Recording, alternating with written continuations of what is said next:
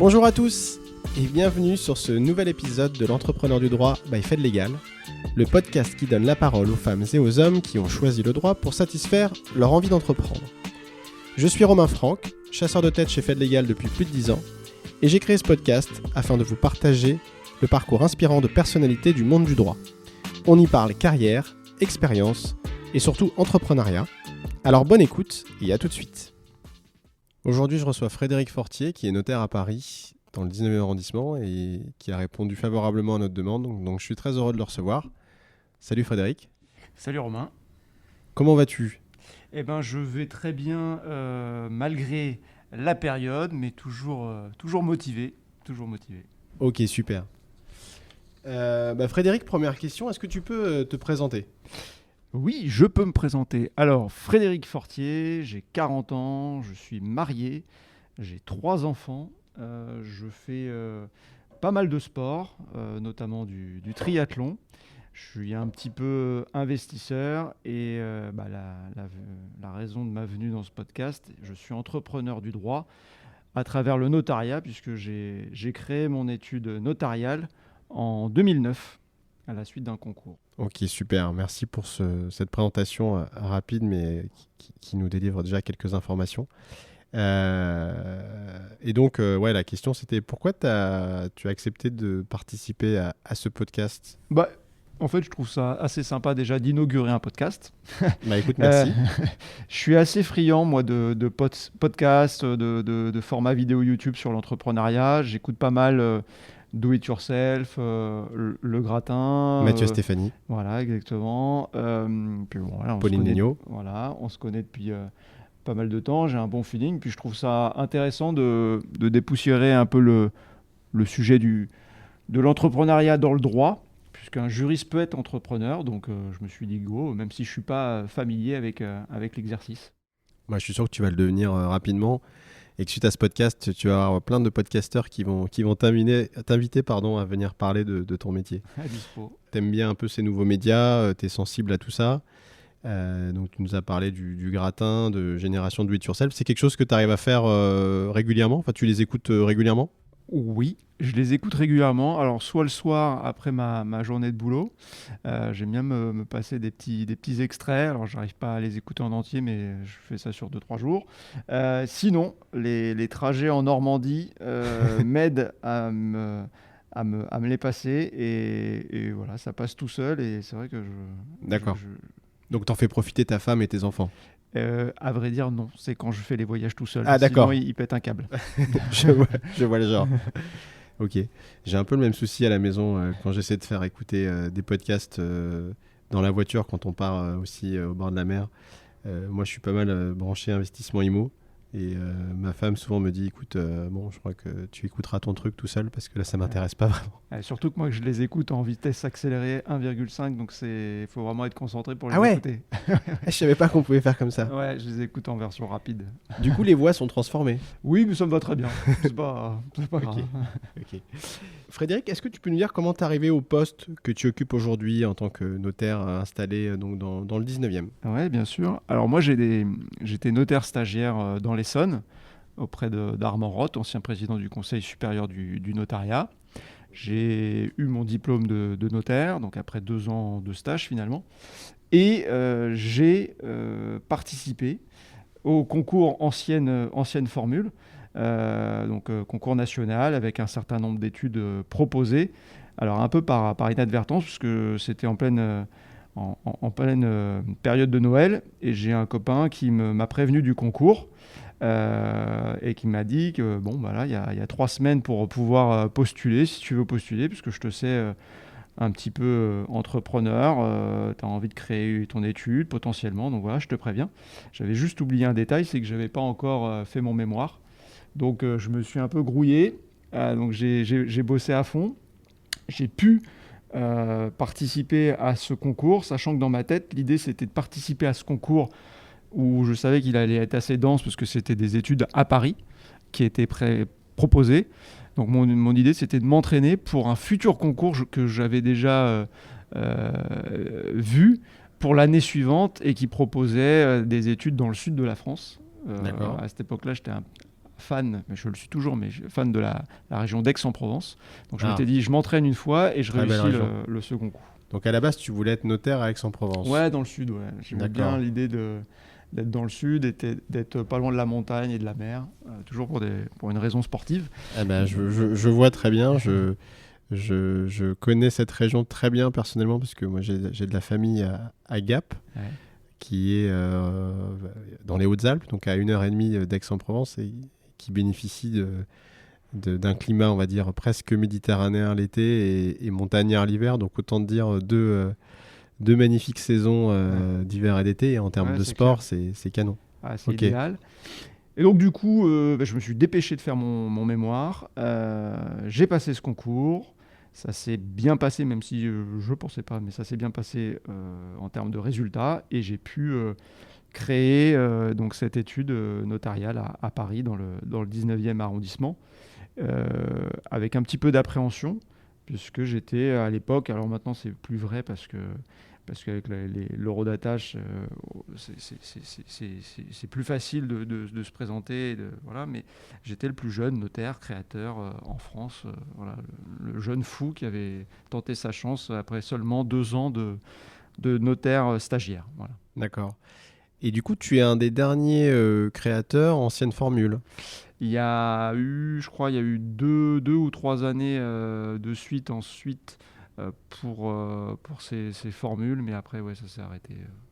Parce que pour les gens qui nous écoutent et qui ne connaissent pas forcément, il y a une loi qui a modifié en fait votre métier, le métier de notaire, qui est la loi Macron, qui a notamment traité du monde du notariat, mais pas que, et qui a changé un peu le modèle de création. Oui, effectivement, maintenant l'idée c'est d'ouvrir au maximum la profession, de permettre à des collaborateurs diplômés de tout de suite exercer.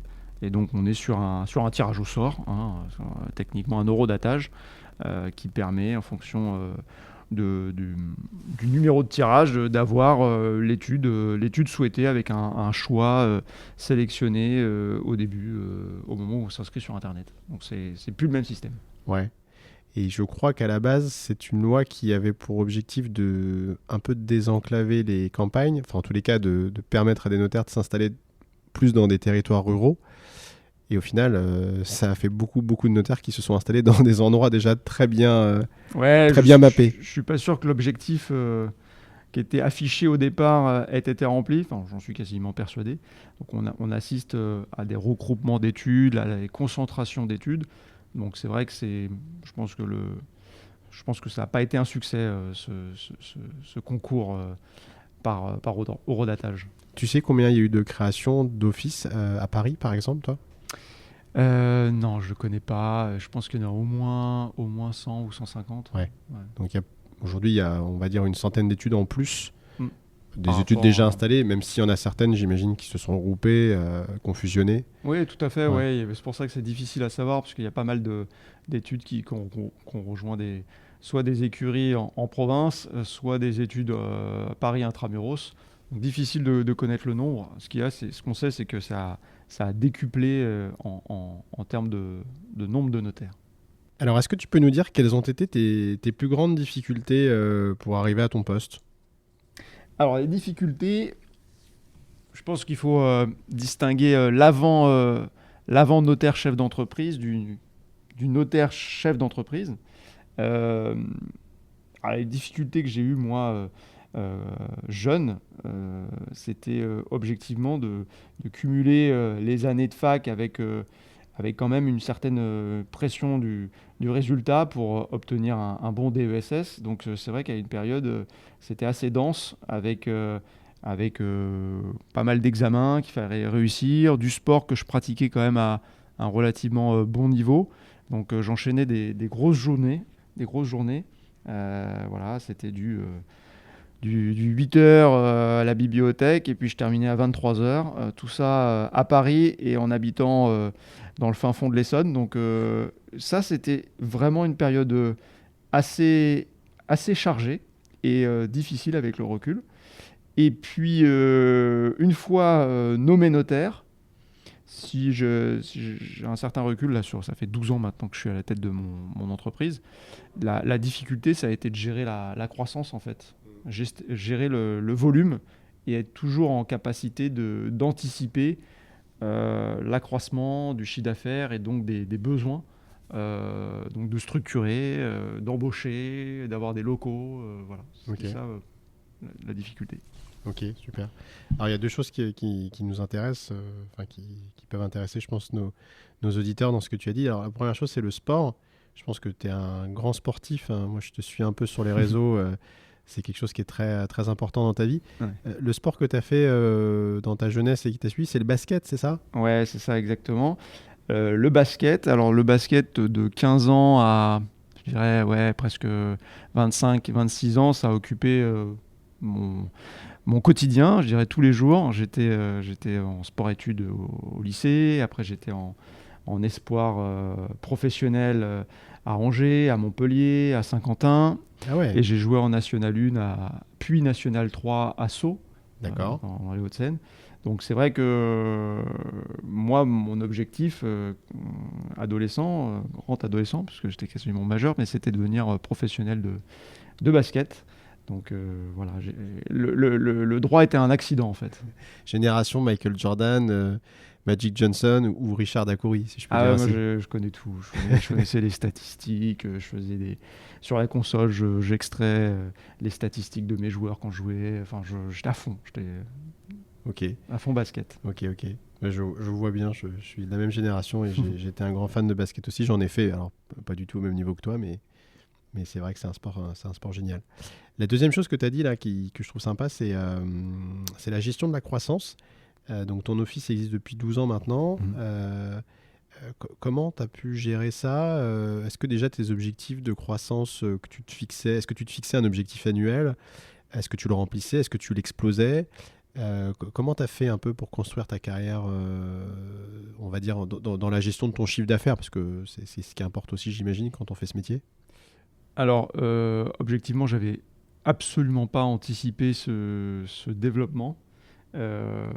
J'avais fait le choix, moi, au moment des résultats de mon concours, là, en 2009, j'avais fait le choix de Paris. J'avais la possibilité de Paris et des villes de banlieue, et je m'étais dit assez naïvement, si je me plante à Paris sur quelques clients, il y en aura toujours d'autres. Alors que si je me plante dans une ville de banlieue, potentiellement, je peux avoir une sale réputation et c'est mort pour moi. Donc je savais qu'en venant à Paris, qui plus est dans le nord-est parisien, j'avais une stratégie de volume. C'est-à-dire que j'allais faire beaucoup d'actes et que c'est ce volume-là qui allait m'apporter la croissance espérée. Après, je n'étais pas du tout sur les ratios. Enfin, voilà, dès la première année, j'ai un petit peu explosé ce que j'avais envisagé ou espéré. Donc voilà, et ça s'est confirmé d'année en année pendant, je mets l'année dernière de côté, mais voilà, ça a toujours augmenté. Alors j'ai pas de pourcentage en tête, mais on a toujours embauché, on a toujours pris des locaux en plus d'année en année. Donc voilà, c'était pas du tout prémédité, envisagé. Donc j'ai fait face à cette augmentation de la demande. Ok. Donc, ouais, et alors pour ceux qui ne savent pas, toi, tu as une activité essentiellement axée en immobilier courant. Ouais, en fait, je suis notaire généraliste. Ouais. Donc, essentiellement immobilier famille. Ouais. Et avec les ramifications qu'apportent ces deux domaines, donc on va aussi faire un petit peu d'immobilier professionnel, on va faire un petit peu d'investisseurs, on va faire bien évidemment les résidences principales, achat-revente. Donc ça, voilà, tout ce qui tourne autour de l'immobilier. Et puis sur la famille, c'est très large, ça va du contrat de mariage au divorce, à la succession, droit international privé, voilà. Donc on a des sphères généralistes et puis on essaye de ramifier au fur et à mesure avec des compétences développées par mes collaborateurs. Ok. Et c'est assez équilibré, je dirais, en termes soit de nombre d'actes, soit de chiffre d'affaires, entre l'immobilier et le droit de la famille, où il y a quand même une dominante forte Non, il y a une dominante assez forte immobilière, qui représente à peu près 80% de mon chiffre d'affaires. Ouais. Tu as une stratégie finalement assez payante d'aller dans un coin de Paris qui n'était pas trop concurrentiel à l'époque pour les notaires. Et du coup, tu as pu développer une clientèle notamment d'agences immobilières, il me semble, qui travaillent beaucoup avec toi. Ouais. Et qui te permettent d'avoir un volume d'actes finalement assez conséquent à l'année, quoi. Ouais, tout à fait. C'est vrai que au début de mon entreprise, je m'étais dit, voilà, je suis jeune, donc je vais jouer sur mes atouts, à savoir la réactivité, se bouger, aller rencontrer les agences avoisinantes, parler de moi, présenter un petit peu le projet. Et c'est vrai qu'elles ont répondu favorablement en m'envoyant des dossiers, en me testant. Et effectivement, ça a fait un petit peu boule de neige avec le bouche à oreille. Ouais. Aujourd'hui, du coup, sur les ventes sur lesquelles ton office intervient, t'es notaire unique, t'es notaire plutôt acquéreur, plutôt vendeur, ou ça dépend? Non, ça dépend. Franchement, il y a pas de règle. À Paris, on est quand même très majoritairement à deux notaires. Ouais. Euh, mais non, c'est Ça notaire t'arrive vendeur. d'être seul? Oui, ça arrive, mais assez rarement quand même. Ah, ok. Est-ce qu'il y a un échec qui t'a marqué, notamment parce qu'il t'a appris? Alors, je ne veux pas paraître successful sur tous les plans, mais c'est vrai que Tu as le droit? dans le notariat, j'ai pas véritablement connu d'échec. Euh, En fait, c'est plutôt des déceptions ou des choses qui m'attristent. Une relation client qui foire ou une relation avec un collaborateur qui se termine mal. Objectivement, ça m'impacte parce que je cherche toujours à savoir ce qui a merdé dans le fonctionnement. Un défaut de réactivité, un défaut de pédagogie, un comportement inadapté. Enfin, voilà, j'essaye de comprendre et voilà, je vis ça comme quelque chose de négatif. Après, j'apprends heureusement au bout de 12 ans à relativiser cela. Donc voilà. Après, en dehors du notariat, puisque j'entreprends des choses, on aura peut-être l'occasion de définir ce qu'est un entrepreneur, mais j'entreprends des choses à côté du notariat. J'aime bien la citation là-dessus de Nelson Mandela. C'est soit je gagne, soit j'apprends. Ok. Oui, j'aime bien aussi cette maxime. Je trouve elle est hyper positive. Et effectivement, dans l'entrepreneuriat, je pense que l'échec fait partie de l'apprentissage et on se relève et on recommence et on apprend de ses erreurs et on est plus fort. Et il faut justement avoir des échecs pour progresser. Euh, je pense que la conception française, voire latine de l'échec est très négative. Euh, alors que dans les pays anglo-saxons, par exemple, c'est plutôt mis en valeur, puisque tout le monde entreprend et tout le monde échoue, mais tout le monde réussit aussi à un moment donné à force de persévérance et d'apprentissage, en fait. Donc, Ouais, c'est vrai qu'en France, il y a une certaine défiance envers l'entrepreneuriat et les entrepreneurs. Euh, voilà, je me l'explique pas, mais c'est vrai qu'on voit dans d'autres pays, notamment anglo-saxons, qu'on essaie de mettre en valeur l'entrepreneuriat. En France, c'est encore un ouais, petit peu. Mais c'est en train de changer, j'ai ouais, l'impression. C'est en ouais. train d'évoluer. Peut-être que la nouvelle génération d'entrepreneurs comme toi euh, a un peu cassé les codes du patron ultra capitaliste qui fume le cigare dans son bureau fermé et qui roule en Porsche. Non, je plaisante, mais, non, mais je pense qu'effectivement, il y a des conceptions qui sont assez différentes en fonction des cultures. Et je trouve qu'en France, bon, ça change petit à petit.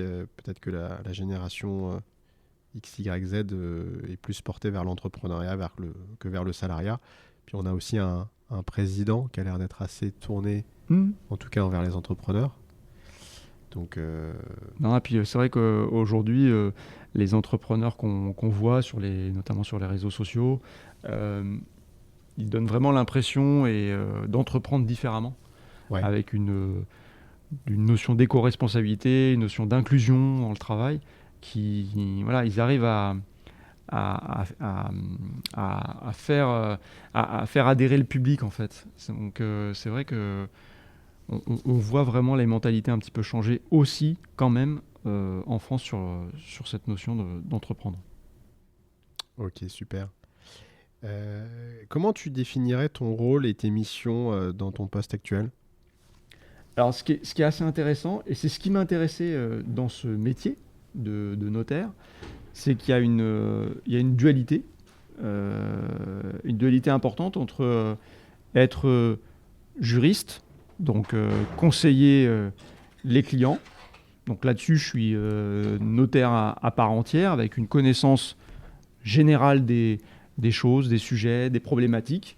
Objectivement, je ne suis pas pointu sur les dernières réformes législatives en matière de crédit bail et autres financements. Voilà. Mais voilà, j'interviens dans les dossiers, je sais en général de quoi on parle. Donc il y a cette dimension juriste. Et puis il y a la dimension chef d'entreprise, avec tout ce que ça comporte, les aspects administratifs, logistiques, financiers, qui occupent quand même une bonne partie de mon temps. Puisque l'entreprise compte 25 personnes, donc on est vraiment en plein dans la PME où tout n'est pas délégué et même si j'ai un directeur administratif et financier quand même au sein de l'étude depuis quand même 4-5 ans. À l'époque ça se faisait pas trop, mais maintenant ça se fait de plus en plus dans les études notariales. Mais même en déléguant fortement, puisque j'aime déléguer, j'ai encore cette double casquette et je suis assez omniprésent sur les deux sujets. Okay. Finalement, est-ce que la délégation, c'est pas un peu la force de l'entrepreneur? Parce que il arrive un moment, si on veut passer un palier, il faut s'entourer, il faut, comme tu dis, il faut recruter, il faut se concentrer sur ce sur quoi on est bon en fait. Et je pense que si on veut tout faire, à un moment donné, on se perd, quoi. Oui, mais c'est un conseil que m'avait donné assez tôt Guillaume Rerig, qui est à la tête de la société de généalogie Couteau-Rerig, donc du même nom, qui m'avait dit qu'il faut toujours chercher où est sa plus-value dans le cadre de ce qu'on entreprend, de son travail, et se focaliser là-dessus, et donc du coup, pas éliminer les autres tâches, mais les déléguer à des personnes qui vont vous permettre de tirer profit de ça et de faire toujours ce pourquoi on est le meilleur. Voilà. Donc je m'astreins à essayer de le faire, mais c'est assez compliqué. Hein, mais voilà, c'est l'objectif. Ouais, je pense que c'est pour beaucoup de personnes difficile, hein, parfois pour beaucoup d'entrepreneurs en tous les cas, de déléguer et de laisser un peu la main, parce que quand on est entrepreneur, je pense qu'effectivement on a un peu envie de mettre sa patte partout. Mais comme tu dis, je pense qu'il faut trouver un peu là où on a une vraie valeur ajoutée et où on est efficace. Et puis délaisser les tâches pour lesquelles on a des gens qui font ça mieux et de façon plus efficace que nous. Mais j'ai l'impression que c'est une des problématiques que rencontrent les juristes qui veulent entreprendre, c'est qu'ils sont trop axés sur le fait de contrôler toutes les tâches, qu'elles soient faites comme ils l'entendent, comme ils avaient décidé que ce soit fait, et ça les freine dans leur progression. Moi, j'ai des confrères qui ont créé des études notariales aux mêmes périodes que moi, et ils ont fait un choix d'être à la fois à la comptabilité, à la rédaction, à la constitution, ils sont partout en fait. Aux formalités postérieures. Et il y en a qui n'ont pas eu le même développement, quoi. Parce qu'on ne peut pas développer une entreprise en faisant toutes les tâches que requiert en tout cas l'entreprise notariale. Ok, merci. Est-ce que tu peux nous dire, Frédéric, quelle est ta journée type? Comment elle s'organise? Alors, ma journée type, elle est assez dense. J'avoue ne pas m'ennuyer. Alors, ma journée type, elle commence à 6h30. Je me réveille tous les jours à cette heure-là. On va dire qu'il y a une heure famille où je me lève, j'émerge. J'avoue, je suis mauvais élève, mais je consulte déjà mes mails et LinkedIn au petit-déj. Je connais ça. J'aide dans la préparation, le réveil des enfants. 7h30, normalement, je quitte la maison s'il n'y a pas de problématique à rencontrer. Et ensuite, 7h30, 19h30 au travail, avec une pause qui est d'environ 1h30, 2h consacrée au sport, tous les midis. Ouais, ça c'est vraiment un point hyper important pour toi, c'est le sport tous les midis. Hein. Ça, c'est devenu un rituel. Je te vois sur les réseaux aller faire 12, 15 km des fois même. Hein, Ouais. au but de Chaumont ou le long du canal de l'Ourcq. Course, vélo. Bon, là, les piscines, ça fait un bout de temps que c'est fermé, mais ouais. C'est un des 3 qui se passe le midi pour moi. Tu fais du triathlon ? Ouais. Tu fais du triathlon. Je fais du triathlon. Tu fais des Ironman aussi, non ? Alors, je prépare des Ironman. Cette année, j'en ai 2 de prévus, des half Ironman. Ok, donc la moitié, c'est ça ? Donc la moitié d'un Ironman, ça veut dire 1,9 km de natation. On fait après 90 km de vélo et on finit par un petit semi-marathon. Ouais. C'est quand même déjà assez violent pour les gens qui ne sont pas habitués à faire du sport tous les jours. Mais bon, effectivement, en faisant du sport tous les jours, j'imagine que tu peux déjà un peu garder la forme. Et puis surtout, c'est stressant le métier d'entrepreneur et le métier de notaire. Donc, évacuer la pression aussi. Ouais, j'en ai eu besoin. Moi, il y a quelques années de ça, pareil, en plein boom de croissance. Mes journées à bosser, déjeuner d'affaires le midi, le soir à nouveau sur l'ordi. Enfin voilà, j'ai un peu eu, j'ai eu physiquement une alerte et j'avais pris beaucoup de poids. Je faisais plus de sport, donc j'ai décidé de remettre les choses en place. Bon, c'était pas très dur vu ma carrière d'ancien sportif. Oui, d'ancien basketteur, limite basketteur. Pro. Donc voilà, j'ai mis les choses au carré. Je me suis dit, moi j'ai besoin de sport à peu près tous les jours. Et donc, pause sportive le midi, j'enchaîne tout l'après-midi, je fais du coup, je rentre à la maison et en général, quand tout le monde est couché, je rebosse un petit peu plus sur des aspects perso et je finis toujours par 1 heure et demie de Netflix et autres séries diverses et variées. D'accord. Et du coup, des séries que tu regardes, c'est en rapport avec l'entrepreneuriat ou avec le sport, j'imagine ? Oh non, pas forcément. Là, en ce moment, je termine. Alors, j'ai du retard, attention. Hein, je suis capable de sortir des séries vieilles. Mais là, en ce moment, je regarde Peaky Blinders. Voilà, je termine. Peaky Blinders. Voilà. Ok, je vois. Ouais, donc des journées bien remplies quand même, hein, entre la vie perso, la vie pro et puis les réseaux sociaux un petit peu, parce que c'est un truc que tu aimes bien, je crois. Ouais, j'avoue, je suis assez friand des réseaux sociaux, assez actif a priori, peut-être proactif, j'en fais peut-être trop, mais c'est vrai, j'aime bien communiquer, je trouve que c'est très inspirant les réseaux sociaux en fonction des personnes que l'on suit. Donc effectivement, que ce soit Instagram, LinkedIn, alors je ne suis plus sur Facebook, mais Strava pour le côté sport. Voilà, je passe pas mal de temps sur les réseaux sociaux, effectivement.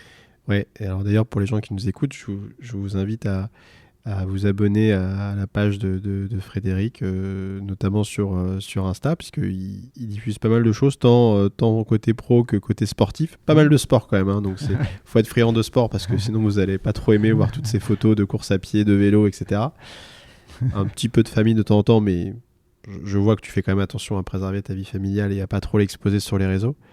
Et puis j'en profite aussi pour vous dire que nous on a créé une page Insta pour ce podcast, l'entrepreneur du droit by Fait Légal, dans lequel il y aura un peu de teasing, des extraits des podcasts qu'on fait, et puis pour suivre les invités, les émissions, n'hésitez pas. Ça s'appelle l'entrepreneur du droit, je crois que du droit c'est avec tiré du 6 ou l'underscore, bon bref, vous pourrez facilement nous retrouver sur Insta.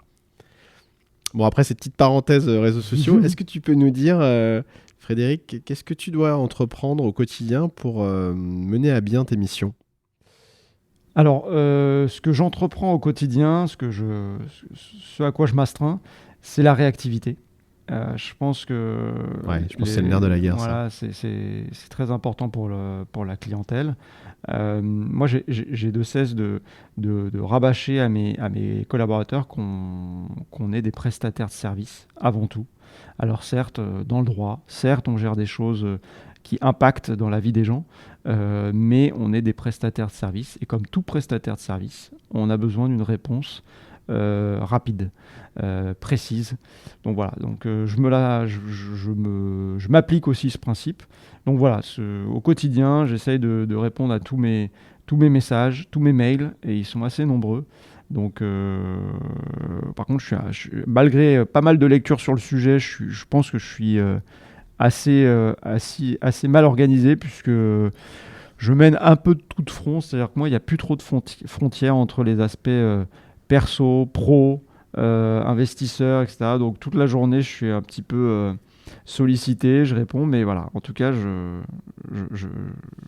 reste réactif normalement quand on essaie de me joindre. Je partage totalement ce que tu viens de dire sur la réactivité, parce que je suis moi-même prestataire de service côté recruteur, cabinet de recrutement, et c'est vrai que ce qui va faire la différence, je pense, pour nos clients, c'est la réactivité dans la prise en compte des besoins de notre client et lui apporter des réponses le plus satisfaisantes possible.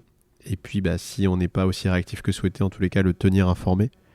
Et je pense que c'est inhérent à tout prestataire de service qui fait du conseil, finalement, parce que toi, tu fais du conseil sur le droit immobilier, le droit de la famille principalement, et puis nous, on conseille nos clients sur leur recrutement en les accompagnant sur les recherches, sur les profils, sur la typologie des rémunérations, sur les stratégies pour les attirer, etc.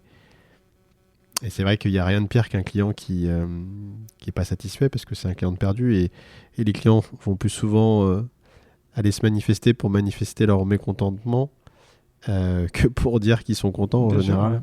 Donc c'est vrai que la réactivité, c'est vraiment quelque chose d'hyper important. Puis la réactivité appelle le bouche à oreille. Oui, donc, voilà. Ça fait partie d'un axe de développement. En fait, oui, voilà, tu fais la différence là-dessus. Du coup, les gens te recommandent. D'ailleurs, c'est marrant, mais j'ai un agent immobilier avec qui j'ai discuté cette semaine qui travaille avec toi. Donc, qui travaille dans un grand réseau rouge dont le nom est un célèbre présentateur sur M6 et qui m'a dit qu'il travaille avec toi depuis 8 ans. Donc, voilà. Et c'est parfaitement par hasard, parce qu'il m'a filé sa documentation, et dans sa documentation il m'a dit on travaille avec un notaire depuis des années, ça se passe bien, et j'ai vu Fortier Notaire. Je dis oui, je le connais. Donc, et pour la petite histoire, il m'a appelé tout à l'heure et je lui dis vous savez pas qui je reçois aujourd'hui? Je reçois Frédéric Fortier pour mon premier podcast. Voilà, c'est Lionel Lelouch. Oui. Voilà. Oui, il fait partie des tout premiers rencontrés à la base dans le 19e arrondissement. Exactement. Ouais. C'est ce qui m'a expliqué, que vous étiez rencontrés à la base pour... Tu cherchais des locaux, je crois. Exactement, ouais, je l'avais sollicité à la base pour ça. Ouais, tout à fait. Bon. Donc voilà, moi, il est venu estimer mon appartement, tu vois. Donc... le monde est petit. Exactement, ouais. C'est pas cliché. Non, c'est pas le 19e, c'est Pantin, mais c'est sa zone de chalandise aujourd'hui. Donc, d'ailleurs, il a son agence à Pantin. Tout à fait. Alors, est-ce que tu peux nous dire, Frédéric, quel type d'entrepreneur es-tu ? Je vais être un peu redondant avec ce que j'ai dit précédemment, mais je pense être un chef d'entreprise réactif, tant sur l'aspect clientèle que l'aspect collaborateur. C'est-à-dire que je réponds vite. Ouais. C'est je pense ce qui me caractérise le plus. Et disponible, notamment pour mes collabs. Voilà, après, j'ai certainement beaucoup de défauts, mais en tout cas, j'essaye de développer ces qualités-là, d'être à l'écoute. Je suis jamais fermé à faire un point avec un collaborateur qui rencontre des problèmes au sein de l'entreprise. J'essaye de trouver des solutions. Voilà ce que je pourrais te dire de ça suit ce que tu disais, c'est-à-dire que ta disponibilité, ta réactivité, finalement, que tu l'appliques pour tes clients ou pour tes collaborateurs, c'est la même chose, quoi. Exact, ouais, je me l'applique à moi-même. C'est quoi les risques que tu prends dans ta vie d'entrepreneur? Qu'est-ce que tu fais? Comment tu passes à l'action? Alors souvent, je prends conseil auprès d'amis. Avant de passer sur des sujets structurants au sein de mon entreprise, savoir ce qu'ils en pensent. Des amis qui sont entrepreneurs, est-ce que tu t'entoures de conseils de gens qui sont comme toi, des entrepreneurs, ou ça peut être des gens qui sont salariés, qui dirigent pas de... Alors non, ils ils sont avocats.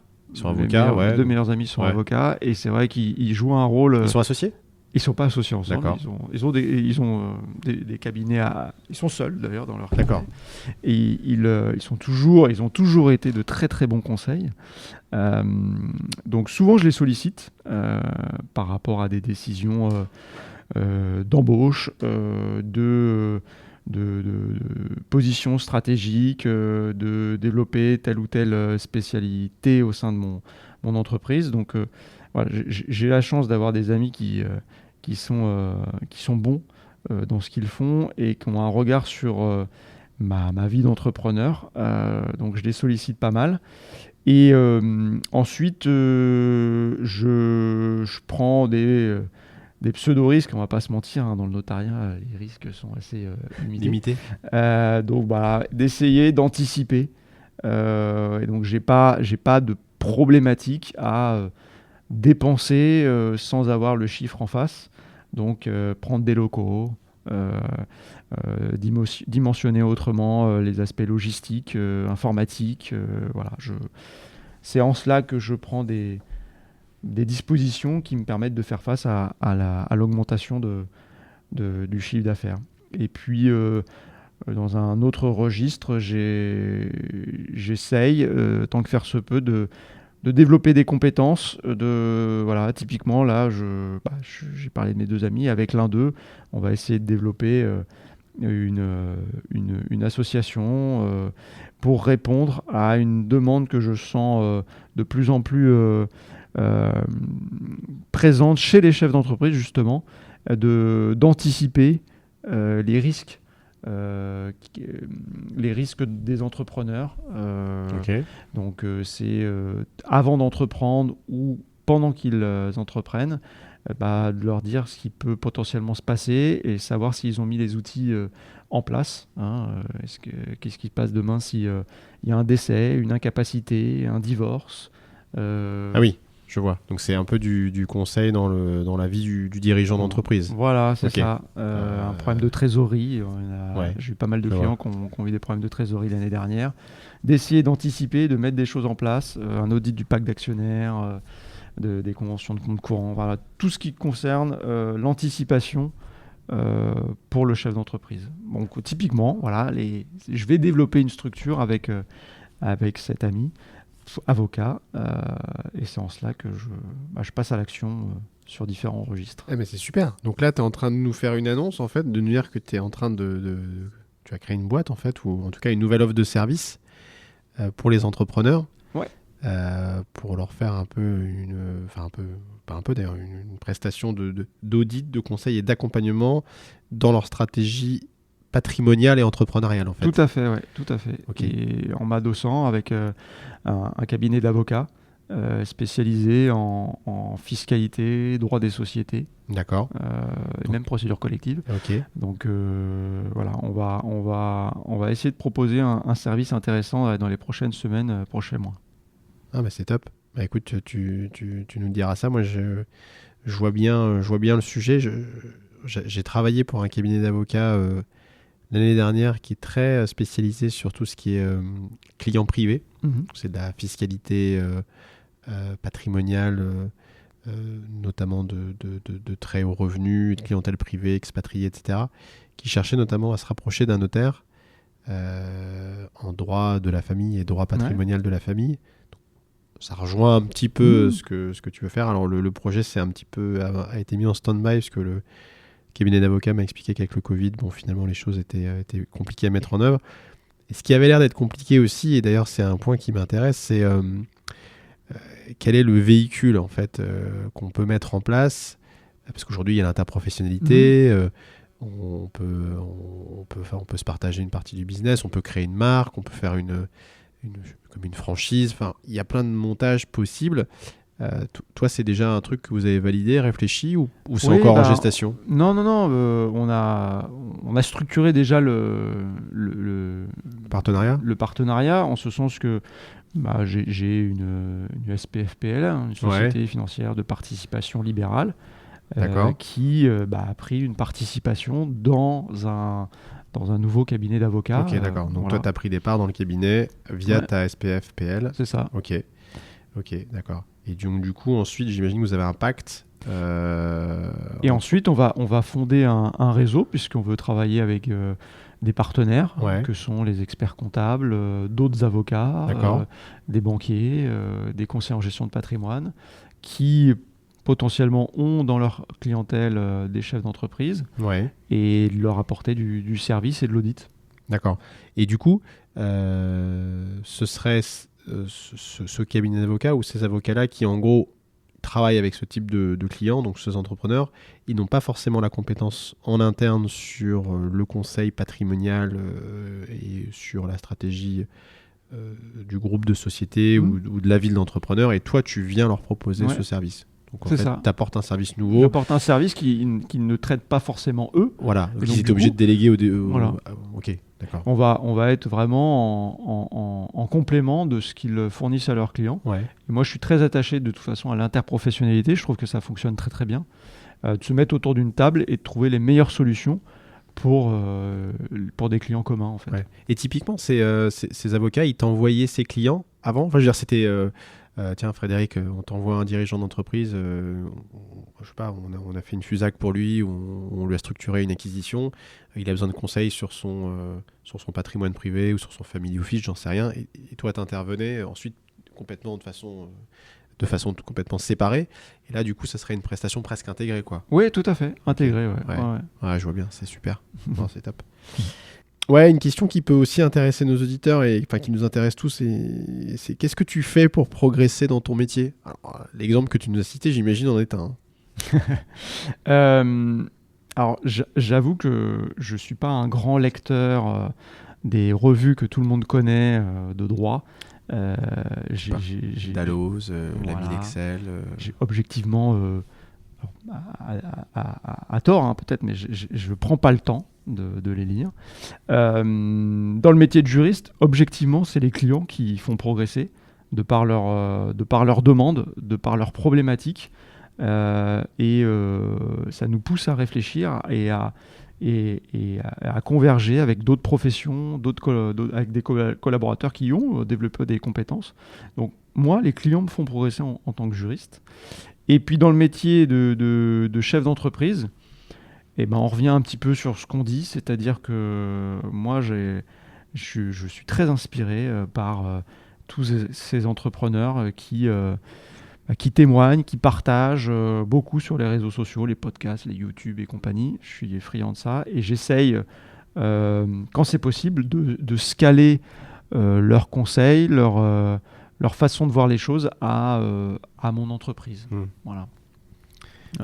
Typiquement, j'ai une démarche maintenant d'inclusion au sein de mon entreprise. J'ai une démarche d'éco-responsabilité au sein de mon entreprise. D'accord.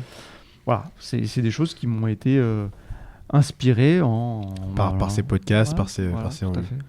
Ok. Ouais, alors sur ce que tu dis là, sur le fait que c'est tes clients qui te font progresser, moi je trouve ça véritablement très intéressant et encore une fois, comme tout à l'heure pour la réactivité, parce que je suis comme toi dans une prestation de conseil, je trouve que c'est dans mon métier aussi tout à fait vrai en fait. Hein, c'est grâce aux clients qu'on progresse parce que on apprend des choses en apprenant à connaître nos clients, on apprend des choses sur leur secteur d'activité, sur leur practice et en les aidant, en leur apportant une prestation de conseil, toi un conseil juridique, moi un conseil dans le recrutement, on va un peu se mettre dans leur peau et du coup on apprend plein de choses en fait. Et moi c'est pareil, quand je suis arrivé chez Feld Legal, tu vois, il y a 10 ans, je connaissais un petit peu le droit parce que j'étais juriste avant, mais il y a plein de secteurs d'activité que je connaissais pas ou voire très peu. Et par la force des choses, mes boss m'ont dit bon bah écoute, tu vas te mettre un peu sur le secteur bancaire, financier et puis immobilier, parce que moi je venais de l'immobilier. J'avais une petite connaissance du secteur de l'immobilier, mais elle était somme toute relative. Hein. Et en fait, je suis monté en compétence sur les produits structurés financiers, sur les fonds d'investissement, sur plein de choses qui m'étaient totalement étrangères et auxquelles je me serais pas forcément intéressé d'ailleurs, parce que quand t'as 30 balais, t'as plutôt envie de sortir, faire la fête, aller à des concerts et puis voir tes potes une fois que t'es pas au boulot. Et en fait, je me suis intéressé à plein de trucs et c'est grâce à mon travail et c'est grâce à mes clients. Donc, je remercie mes clients Ah aussi. ouais, c'est des sources d'inspiration constante. Et moi, j'ai beaucoup de plaisir à parler, à échanger avec les clients et souvent, on progresse. On progresse à leur côté. D'ailleurs, c'est pour ça que j'ai fait appel à toi pour ce premier podcast parce que je me suis dit, il faut vraiment que je trouve quelqu'un, parce que le premier, c'est quand même important, hein, qui soit représentatif de la tonalité qu'on veut donner à ce podcast. C'est vraiment les gens qui sont dans le milieu du droit et qui ont une vraie démarche d'entrepreneur. Bon, le métier de notaire en fait partie, c'est sûr, mais j'en connais plein des associés d'études. Mais je me suis dit, en fait, mais c'est sûr, c'est Frédéric qu'il faut que j'invite en premier. Alors, j'en inviterai peut-être d'autres notaires, hein, j'espère d'ailleurs. Mais toi, je te voulais en premier parce que je me suis dit que tu étais vraiment représentatif de ce que je voulais faire partager à nos auditeurs. Bah, merci beaucoup. Ok. Alors, du coup, on a parlé de ce qui te faisait progresser dans ton métier. Donc, il y a les réseaux sociaux aussi. Ouais, tu me parlais des podcasts, de YouTube, des sources d'inspiration. C'est vrai que c'est un truc qui n'existait pas encore, hein, il y a 4-5 ans. Aujourd'hui, il y en a plein. On a parlé tout à l'heure de Génération Do It Yourself, La Martingale. Ouais. Mathieu Stéphanie, c'est pas mal ce qu'il fait, hein. D'ailleurs, moi, je le suis aussi un peu. Alors, je n'écoute pas tous ses podcasts, parce qu'il y en a beaucoup, hein, mais je trouve que sur le monde de l'investissement, en tous les cas, et de l'entrepreneuriat, c'est super intéressant. Ça démocratise beaucoup. Donc, pour ceux qui nous écoutent, je vous invite aussi à aller faire un tour du côté de ces podcasts-là. C'est sympa. Qu'est-ce qui te motive le plus, en fait, dans ta vie d'entrepreneur ? Bonne question. La motivation pour entreprendre, parce qu'on prend quand même pas mal de coups, donc il faut quand même savoir ce pourquoi on le fait ça. Moi, clairement, c'est pas l'argent, parce que ça peut être un critère, objectivement. Donc, en réfléchissant à cette question, moi, j'ai deux choses qui me viennent à l'esprit. J'ai un besoin, alors que je ne m'explique pas, hein, mais un besoin de reconnaissance sociale profond envers mes proches, mes employés, mes amis, une espèce de sentiment que j'aimerais dégager de il est légitime dans ce qu'il fait, il a réussi ce qu'il a entrepris, il donne satisfaction dans la prestation de service. Voilà, un besoin de reconnaissance sociale. Peut-être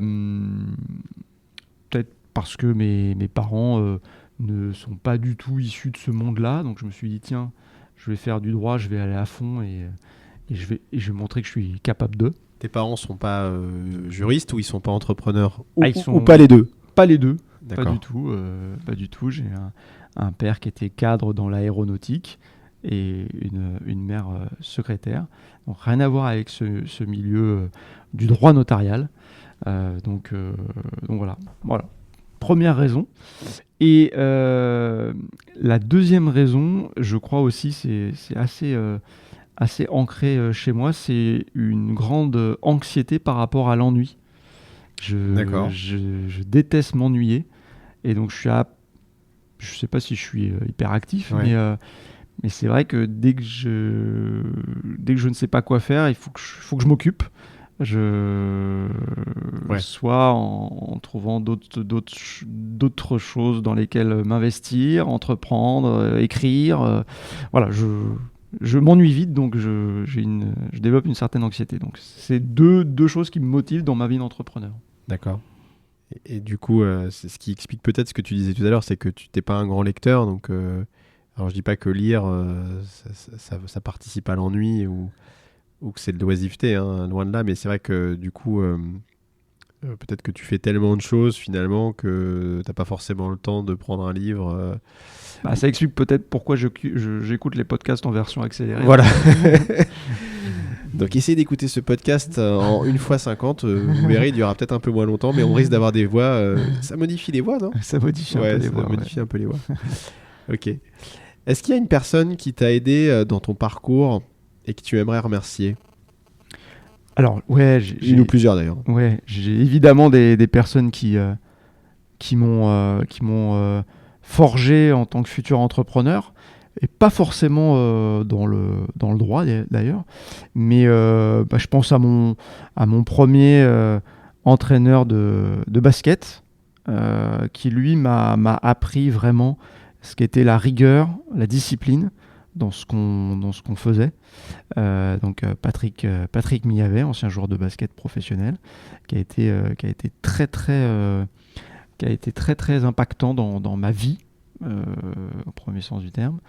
Le deuxième, là pour le coup je retourne dans le notariat, il y a Armand Roth, qui était le premier à me faire confiance en m'embauchant alors que j'étais notaire stagiaire.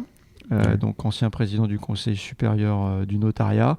Et pour moi, il représentait, puisqu'il n'exerce plus, mais la parfaite alchimie entre le juriste et le chef d'entreprise. La double casquette à laquelle je faisais allusion tout à l'heure. Et puis lui aussi avait des engagements aussi à côté du notariat. J'avais plaisir à échanger avec lui lorsque je venais à l'impromptu dans son bureau. Je me rends compte d'ailleurs que aussi c'est une qualité qui est top, c'est qu'il était ultra disponible pour les collaborateurs.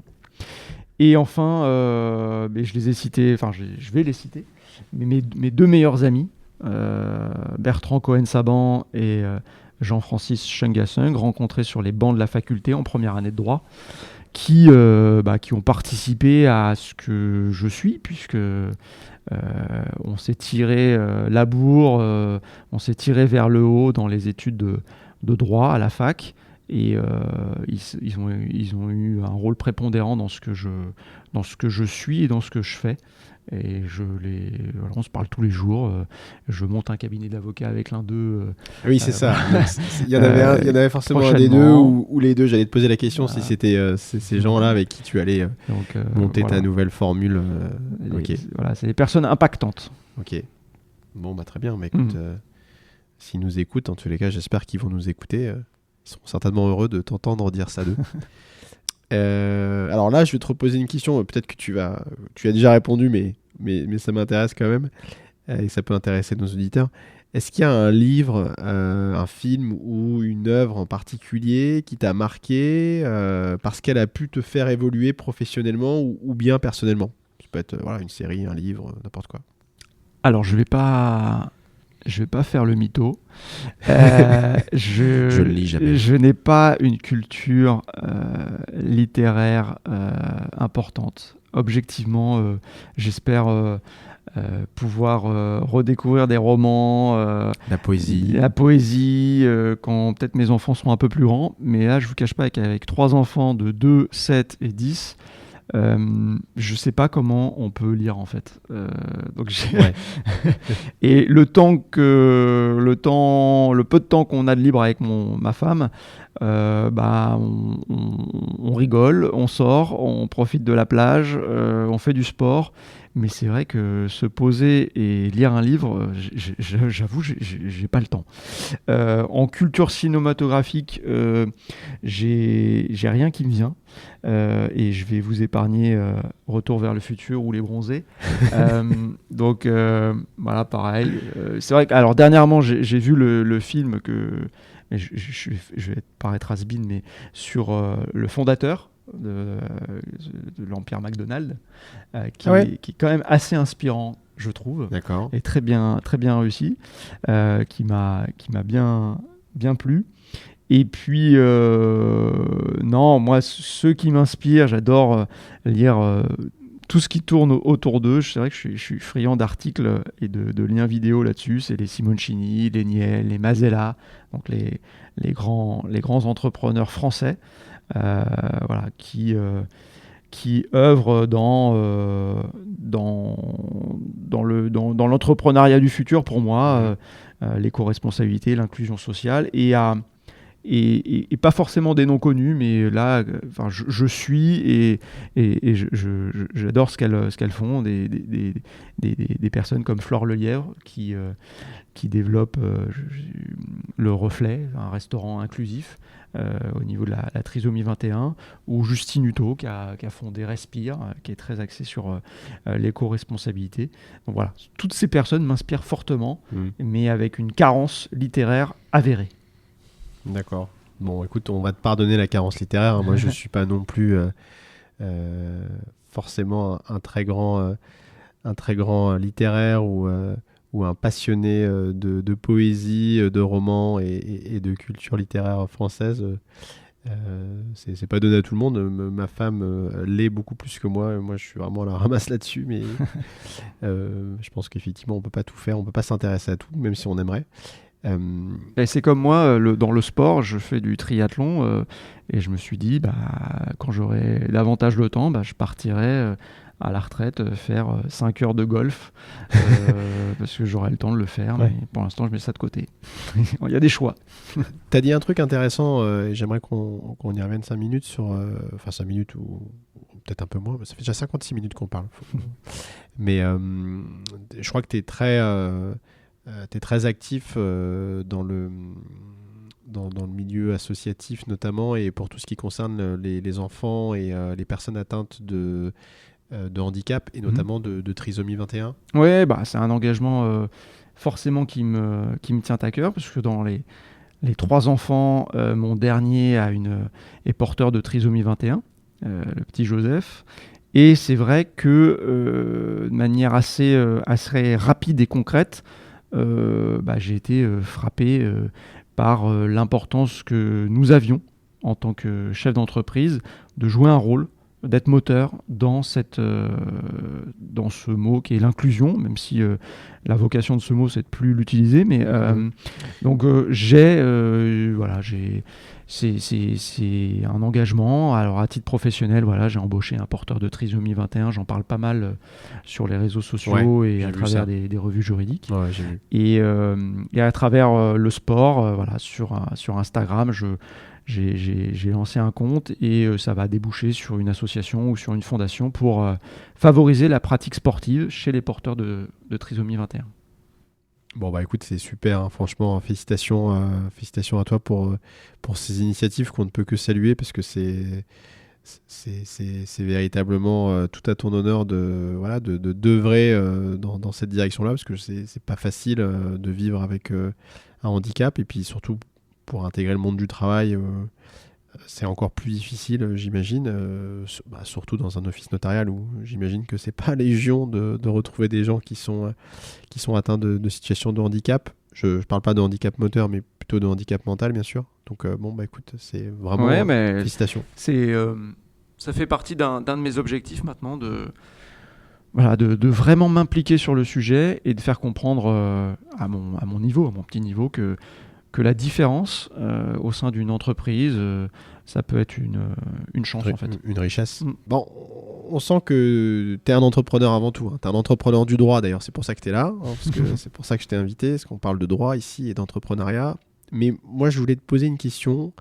C'est la suivante. Si tu n'avais pas décidé de devenir entrepreneur du droit, est-ce que tu serais devenu entrepreneur dans un autre domaine ? Alors, la réponse, elle est oui à 100%. Je m'en doutais. Et pour la petite anecdote, moi je pensais avoir foiré mon concours en 2009 et je commençais un petit peu à m'embêter, à m'ennuyer. Et en fait j'étais en discussion avec un ami pour pourquoi pas reprendre une station de lavage auto, d'en acquérir potentiellement plusieurs, développer à ce niveau-là. Voilà, j'étais dans cela, alors même que quelques semaines après, j'étais notaire avec une étude notariale. Donc voilà, ça démontre en fait que oui, l'écart est significatif entre gérer des stations-service ou des stations de lavage automatique et être notaire, mais tu me diras, il faut prendre des risques aussi, j'imagine, dans les deux domaines.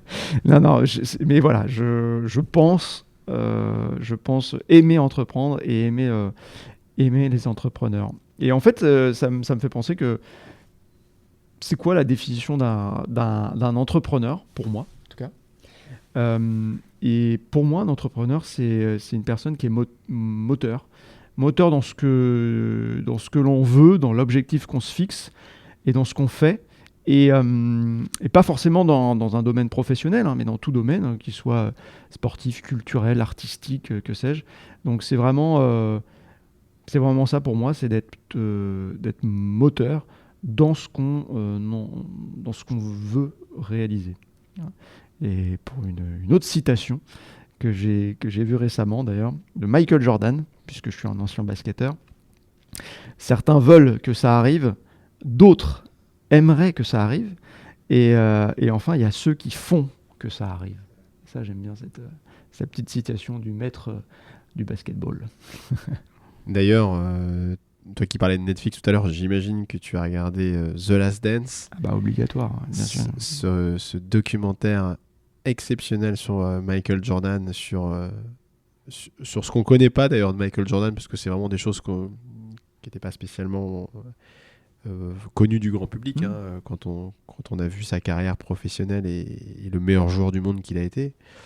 Moi, il m'a marqué ce doc, notamment dans la force mentale. Mais ça aussi, c'est une force d'inspiration voilà, le monde sportif peut inspirer le chef d'entreprise. Comment une personne telle que Michael Jordan a influé sur l'histoire du sport, sur son équipe, sur ses coéquipiers, puisqu'il il les a poussés, martyrisés parfois, mais il les a poussés à être les meilleurs d'eux-mêmes pour gagner des championnats NBA. Donc, c'est très inspirant. Bon, bah écoute, merci beaucoup en tout cas pour tout ça. Je pense qu'on va arriver bientôt à la fin de ce podcast. J'ai encore une dernière question à te poser. Parce que ça va intéresser, je pense, nos auditeurs et tous les jeunes juristes, tous les jeunes diplômés notaires, diplômés avocats, voilà, tous ceux qui entreprennent dans le droit et qui ont envie de performer là-dedans. Quel conseil tu donnerais, toi, alors je vais dire un notaire, parce que c'est ton métier, à un jeune notaire qui rêve d'occuper un poste de notaire installé, de notaire associé et du coup d'entrepreneur du droit? J'ai pu le dire à certains collaborateurs. Je pense que la première chose, c'est d'être honnête avec soi. De savoir si on veut être entrepreneur ou pas.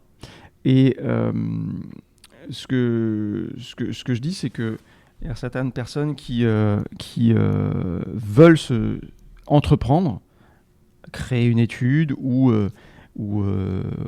racheter une étude, que sais-je, mais qui ne veulent pas les inconvénients de l'entrepreneuriat. C'est-à-dire que dès qu'on leur parle va falloir gérer de la logistique, se lever tôt, prendre des risques, encadrer, travailler dur, avoir une dimension relationnelle avec la clientèle, ça leur fait peur, ça ne les intéresse pas. Donc ça, je pense qu'il faut... ils sont trop attachés à leurs avantages, les vacances, etc. Je pense que là-dessus, il faut... Et moi, j'ai pas de jugement du tout de valeur entre un entrepreneur et quelqu'un qui ne l'est pas. Mais je pense qu'il faut se poser les bonnes questions avant de franchir le pas. Pour être un chef d'entreprise, et qui plus est un chef d'entreprise dans le notariat, il faut se poser les vraies questions.